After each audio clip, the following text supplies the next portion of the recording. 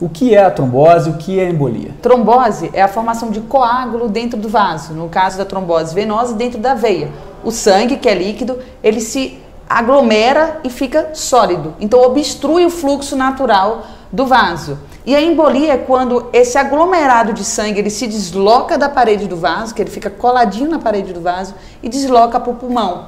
E aí ele obstrui o pulmão, dificulta a oxigenação, e isso causa dor no peito e pode levar inclusive à morte. Felizmente a embolia, que é a situação mais grave, ela é menos frequente, ela é uma complicação da trombose. Vamos conversar um pouquinho sobre como prevenir isso, ou melhor, como identificar um paciente que pode ter risco de desenvolver uma trombose ou não, ou embolia. Existe alguma coisa que a gente pode fazer para identificar esse paciente tem maior risco de ter trombose do que outro? Para isso, a gente precisa saber quais os fatores de risco para a trombose. Então a gente vai ter que ficar atento aos pacientes que estão expostos a hormônio, seja com anticoncepcional ou reposição hormonal, paciente tabagista, obeso, pacientes com câncer em atividade, e aí vem a cirurgia.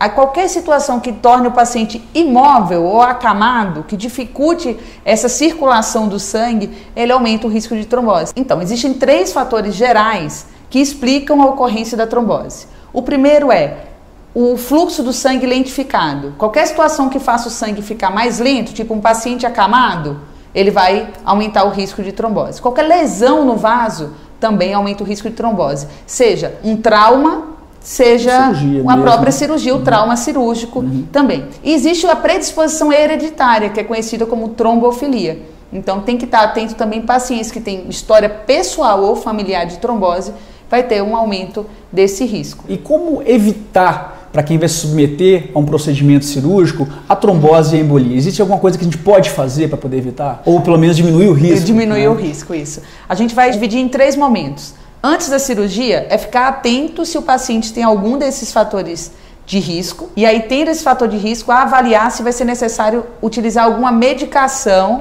profilática, alguma medicação anticoagulante para evitar a trombose.